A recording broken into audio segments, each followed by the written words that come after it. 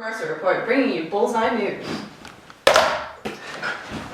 The date today is Friday, July 15th, 1994. Good evening, my name is Rick Mercer and this is the Rick Mercer Report. The event that has been taking the country and the world by storm, the Rwandan Genocide, ended today, with the Tutsi rebel group, the Rwandan Patriotic Front, defeated the Hutu and President Paul Kagame took control. Over the past 100 days, it is estimated that 800,000 men, women, and children have perished. As many as 3/4 of the Tutsi. The Hutu, who chose to be politically moderate, were murdered by their radical counterparts as well. For those who are unaware, the Hutu, Tutsi, and Twa are three ethnic groups native to Rwanda. Due to the Belgian colonialism of the country, the Tutsi were placed in monarchical power, deemed the superior race.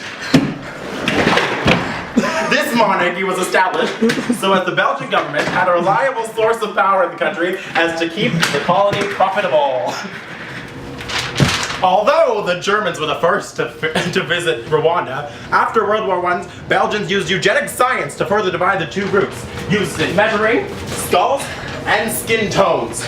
The Tutsi had the largest skulls, therefore assumed to be the smartest, and had the whitest skin, assumed to be the most European. I didn't see you there. As if the divide by Belgium had not been clear enough, the Tutsi, Hutu, and the Twa were given identification cards. This is the first stage of genocide, classification. The second stage of genocide, symbolization. Stage 2, symbolization, was evident by Belgian eugenic sciences, the difference between the Hutu and the Tutsi. The next stage, dehumanization, was evident when the Hutu referred to the Tutsi as cockroaches, also known as ENZ. The halfway point is organization. As previously reported on July 12, 1994, our very own Lieutenant General Romeo Dallaire notified Maurice Beryl of major weapons caches and plans for the Hutus to kill the Tutsis. It is now my pleasure to invite Mr. Dallaire to our studio for an interview. What were your first impressions of Rwanda? What a phenomenal experience, my friend. Huh? You know, the first breath of fresh air in Africa, it felt like you were in another continent, weren't you? Oh, you were. You definitely were. My skin, my senses felt that it was very significantly different. And such, you had to suck it in by the pores. Tell me more. It was just incredible. The adrenaline alone was phenomenal. Interesting.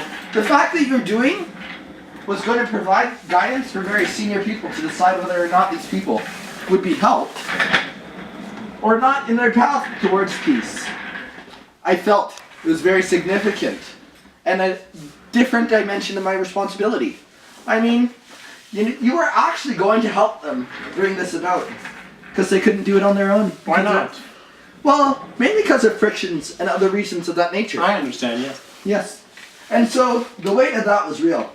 The excitement was real. And I felt a little nervous. Oh. My hands were a bit shaky. Of course, shaky hands and those leaders were the start of the mission. Interesting.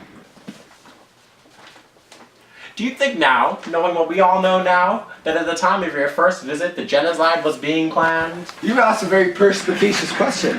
Because the essence of your question is, do you believe genocide was planned? And? But there was an operation being planned. Whether it was clear as a genocide, or whether they actually even articulated that term, I think it was eliminating the moderate political side. The Tutsi. There is no doubt of killing the others, and the continued killing of others could have just been as fortuitous because they had a structure in place, as even it could have been deliberate.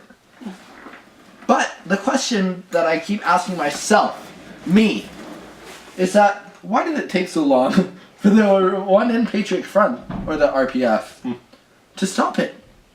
Why 3.5 months? Why not 4? Or why not 2? Mr. Dallaire, could something like this happen again?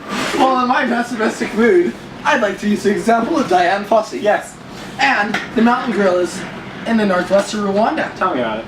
I have this terrible feeling that if some outfit wanted to go and slaughter those 300-dog gorillas, that today people would react with far more consternation than they would if they started killing thousands of black Rwandans in the same country.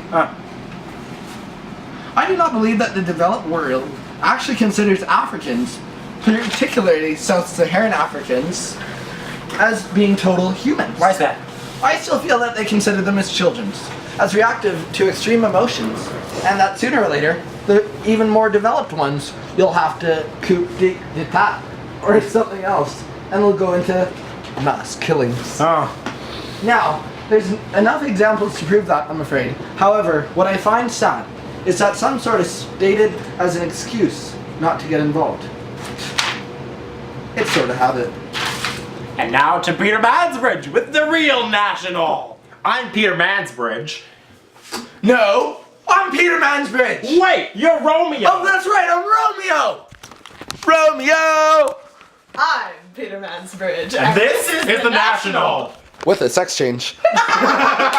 Next week on the Rick Mercer Report, I try to break out of the bonds of apartheid like Nelson Mandela. Follow me as I go on my very long walk. Many challenges up the stairs. We're almost there in Newfoundland. The fishermen are running at their jobs. My very long walk to freedom.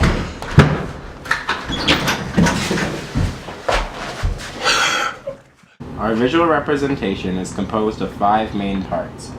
The first part is a quote by Therese Mirabeau. The quote reads, "Au Rwanda, le dieu d'une personne est le Satan d'une autre." Translated, this means, in Rwanda, one person's God is another person's Satan. We chose to put the quote in French due to it being an official language, as well as to show Belgium's influence in the country's affairs. To continue, the foam hands are meant to represent Belgium, as they created further divide between the Tutsi and the Hutu. We hung 2 Islamic stars and crescents, as well as Christian crosses from either hand to represent how, although they practiced the same religions and had much in common, mass slaughter and ethnic cleansing still took place. The church in the memorial is burned down for a similar reason, a metaphor for ethnic cleansing despite similarities.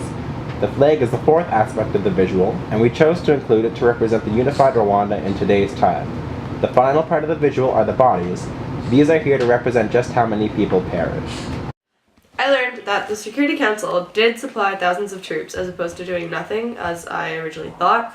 However, because of individuals denying communications, the troops arrived several months after the genocide had already ended. I also learned that although at first the Rwandan genocide was not as much of interest as the Yugoslavian genocide, however, mass media influenced the public's opinion. It was learned that the UN chose not to act because they didn't want to put their peacekeepers in harm's way. Go. I learned that Belgium had a role to play in the catalyst of genocide, propagating the ethnic divide between the groups, using identification cards and eugenic science. Belgium was the first colonial power in Rwanda. However, Belgium did warn the UN of a potential massacre due to the assassination of the Prime Minister of Rwanda and her husband, along with the 10 Belgian guards assigned to protect them. Belgium was the first of many countries to withdraw from the United Nations Assistance Mission for Rwanda. I learned that both France and China supplied the Hutu regime with military arms. If United Nations intervention had taken place earlier, China and France may have stopped funding and fueling the Hutu regime. The inclusion of France into these events was ironic due to their status as a member of the Security Council. That's all. Oh no, why did I delete that?